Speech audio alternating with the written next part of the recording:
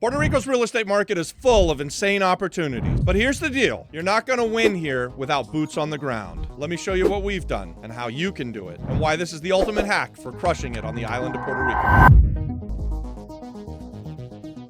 Guys, let me tell you why local partnerships matter so much when you're doing business on the island of Puerto Rico. Puerto Rico has several unique challenges. One of them would be the legal differences between wherever you are in the States and how the local courts work here. On the island of Puerto Rico, there are legal differences, although they're mainly the same as what we deal with back in the States. Some of them are more based on Spanish colonial laws, kind of outdated stuff that the island has held on to. Doesn't necessarily make it easy for real estate investors or people to come and start businesses like you. However, that's not all. You've also got cultural nuances. For example, the language, right? They say that the official language of the island is Spanish and English, but really the first language of the island is Spanish. When I came to the island, I didn't speak a lick of it. Now, only almost 7 years later, I can order coffee pretty damn well.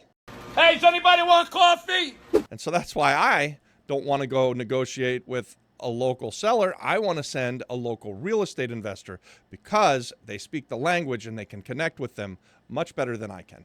Another big one that I like is that by partnering with locals, I get more access to off-market deals. And Puerto Rico doesn't have a really good MLS system, so having access to stuff that's off-market and being able to find those deals and communicate with those sellers in the language that they prefer to talk, this gives you a big advantage. Here's why partnering with locals can be so beneficial to you. You can tap into the locals network. They know the people who've got the properties for sale. They know the contractors who are going to show up and do the work and get the stuff done on time and in budget. Puerto Rico is Relationship Island, and by partnering with locals, you get to tap into those networks. Guys, the locals have it dialed in. They give you a huge insider advantage. Not to mention, when you're partnering with a local, you're going to be able to build trust all along the way throughout the community. So how are you going to find these right partners? Some of the places that we've found our partners were just by going on and Googling. When we first came to the island, we Googled local real estate investors. We looked for real estate agents who were selling bank-owned properties. We now attend the local RIA, or even now, we network daily with locals and people from the state, and we connect locals with investors from the states so that more real estate investing can be done on the island in our school community. And the link's in the description. You can join for free. So what are you looking for when you're trying to set up partnerships? Some of the things that I look for, I want to see integrity. I want to partner with people who have a strong local network. And a big one, probably the biggest one, is a willingness to collaborate, which, by the way, on the island of Puerto Rico is one of the best things that we found since we came to the island almost 7 years ago. There's such a willingness to collaborate, and there's such an incredible knowledge of this island. Local entrepreneurs who know their island inside and out, and they want to partner with you, and they want to do deals with you, and they want to make money with you. What are some of the problems that partnering with a local is going to solve for you? The big thing is, and probably one of the most important things, is you're going to have boots on the ground then. Somebody who cares about your business, who's here on the island, who knows the island, knows the people, knows the culture. Boots on the ground. Boots on the ground is key when you're doing business on the island of Puerto Rico. They're also going to help you with deal finding, property management, finding contractors. All of these things can be particularly challenging if you're not speaking the same language, if you don't live here, if you're trying to invest from afar. But all partnerships aren't created equal. And there are pitfalls, and there are things that you need to look for when you're setting up a great partnership. What are some of the things that you need to be careful of? For us, we've always been careful of partnering with people who are overpromising and underdelivering, or that have a lack of follow-through. Follow-through is key. When you're setting up partnerships, you want to do what you say that you're going to do when you say you're going to do it, and you want your partner to do what he says he's going to do when he says he's going to do it. If they don't have the good character and they don't have the follow-through, it can lead to a bad partnership, and it can be a costly mistake. Guys, coming to the island almost 7 years ago, we have done nothing but partner with locals every step of the way. When we first came to the island, one of the first things that I did was I looked for local real estate investors and local entrepreneurs and local real estate agents that I could partner with. And from those meetings, when we first came to the island, we met several people that we've continued to do business with for the last 7 years. It was quite apparent when we showed up to the island that I didn't fit in. I stuck out like a sore thumb, right? I was maybe the first guy from the States to come to the island looking to do the kind of real estate investing that we were doing. And so when I went to the local auctions and I sat there One, I didn't speak the language, so that made it difficult, but I picked up the math pretty quick, and I'm bidding on everything. A good friend of mine, his name was Cookie Acosta, one of the first guys that I ever met, sat down next to me after I'd bid on like the first 10 things at the auction, and he put his hand on my leg and he said, "Hey, Robert, we're partners." We bid on a few things. We won a few properties that day, and then we did deals together for several years. Cookie passed away, but I have very fond memories of that. He was a great partner because he knew the island really well. He was very tied into the local real estate investing community, and because I partnered with him, then became very tied into the local real estate investing community. And it really kind of gave us a kickstart, or it gave us a leapfrog over what it would have taken for me to find and get into that community. If I hadn't partnered with Cookie, it could have taken years probably for us to get to where we are today. And for Cookie Acosta, I think it was a win for him as well, because he had a whole bunch of deals that he wanted to do. And like many real estate investors, he wasn't able to do as many deals as he had hoped because he simply didn't have the money. So we had come to the island with some money to invest. It was kind of a match made in heaven, honestly. He was bringing us deals. He was willing to put his money where his mouth is, and he was willing to jump in, roll his sleeves up, and do the work. So we did several flips that first year. We bought some things that we were going to hold for the long term. I even did some things where I lent him money, where he just did deals. He would bring me a deal, and I'd say, "I've got enough on my plate." And he would say, "Well, I really want to do this deal. Will you lend me the money?" I lent him the money. Everything we did kind of turned to gold. It went really, really well. So that was a really good partnership. And guys, I've got story after story like that. We've done dozens and dozens, maybe hundreds of partnerships at this point, 7 years into investing on the island of Puerto Rico. So you're probably asking yourself, how do I structure a profitable partnership? I'm going to tell you, stay tuned. We like to do a 50-50 deal. So what does that mean? That means that someone finds the deal and does the work. Someone else puts up the money, and the money gets half and the work gets half. For example, going back to Cookie Acosta, he would bring us deals, and I would get them funded. He would pretty much do the work. He would take care of the renovations on these flips. He would find it, he would renovate it, and he would even get it sold on the back end. Plus, he would put some money in, so it was a really good way for us to get a taste of real estate investing on the island.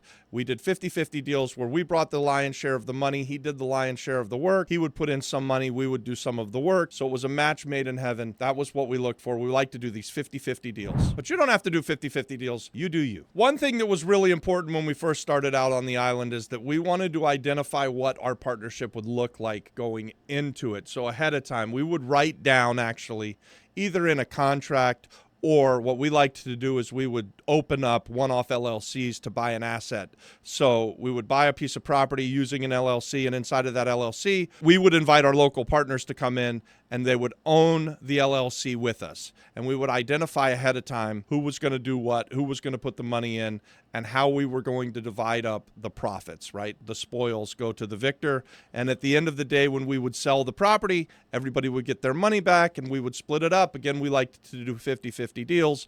And as long as you are setting up your partnership structure ahead of time, putting it down in writing, and then sticking to what you say, you're going to do well with partnerships. We like to do these one-off partnerships because we do so many partnerships that they're not all going to go well. Make sure that you've written everything down before you get into the partnership. I believe that it's just so important. You stick with what you write down. If you have any questions about who's supposed to do what, look back to the document before you started. If you have any questions about how the money's supposed to get split up, look back to how you wrote it down before you started the partnership, and you stay with that.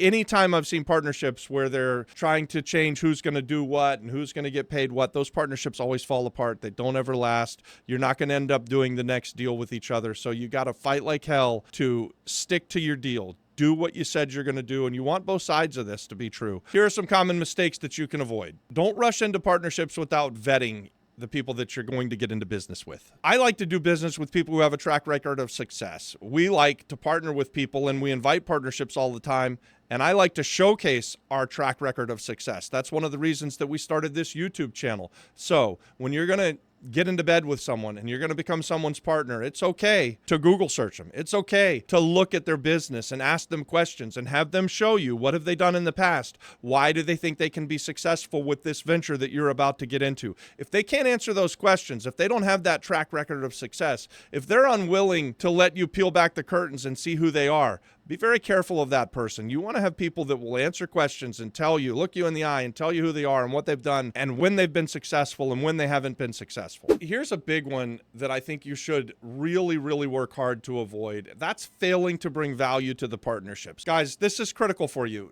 Don't be a bad partner. You're going to do partnerships. They need to be win-win. What's that mean? That means you need to pull your own weight. You can't just put everything on the shoulders of your local partner and expect that they're going to do everything and that you're going to do nothing. Your money doesn't mean so much. It's not the most important part of the deal. In fact, one of the things that we say on this YouTube channel again and again is that the money's not the most important part of the thing. So if you're just a money partner and you're going to be a silent partner and let the local guy run the show and make all the decisions, that's fine. But if you're doing some other type of partnership where you guys are both expected to kind of carry the load to get the ball across the finish line, you need to be a good partner. Accept responsibility, do the things that you say that you're going to do them in a timely manner, take the calls, answer the questions, do all the things that is required. Partnerships are a great thing. They're a wonderful way to do business, especially on the island of Puerto Rico. Having been here for almost 7 years, the island is one of the most collaborative places I've ever been. In fact, it's probably the most joyous or most surprising thing that I found once I came to the island. I've never been in a place like this before where people want to do things together, kind of part of the culture. They want to do business together. They want to partner together. It's a wonderful place to collaborate. So remember this, guys. Locals, they're not just an add-on. They're a key to scaling your business. They're a key to your success. In fact, I would say that if you're going to try to do this from the mainland and you don't have boots on the ground, you don't have a good local partner, you're probably not going to be successful. And here's the little known strategy we talked about in the video earlier. This is something that we did when we first came to the island. I think it was probably the smartest thing that we could ever do. And I would highly recommend that anybody who's watching this that wants to be in the real estate investing game do this as well. We sought out local real estate investors and local real estate agents who were friendly to real estate investors. And we asked them to show us deals, bring us opportunities, and then we invited them to partner with us. We said, hey, if we buy this property, will you put your commission in and invest a little bit extra money in and stay in on the back end? And by doing that, we were able to have some successful wins. We were able to bring people alongside of us that maybe weren't real estate investors. They were just real estate agents up until the point that we came to the island, and now they're full-on real estate investors. And we were able to buy properties where we may not have had the data. We didn't know for sure that it was the best deal in the world, but the real estate agent or the real estate investor who was bringing it to us was willing to go in on the deal with us and put their money where their mouth was and roll their sleeves up and go to work like Cookie Acosta, who I talked about earlier in the video.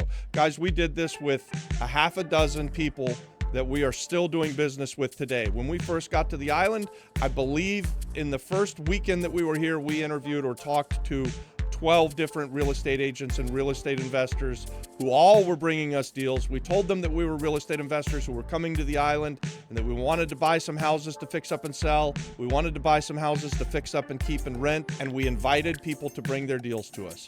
And then once the people brought us their deals, we would ask, hey, if you think this is a great deal, would you put some money in it? Will you stay in the deal with us? Half of them said, listen, Robbie, I'm just a real estate agent. I'm not interested in becoming a real estate investor. So I knew instantly, those aren't my people. And we didn't buy those deals unless the real estate agents or real estate investors willing to stay in the deal with us. The other 6, they said, hell yeah, I'll put my commission in. I'll even throw in another $5,000 or $10,000 and I'll help you find the contractor and we'll get it sold on the back end. And guys, by doing this, we were able to safely buy properties. We were able to have big wins right off early on. As soon as we got to the island, we hit the ground running, and you can too. And if you like that, watch this video about Act 182. It's the most exciting thing that's happened on the island of Puerto Rico in some time.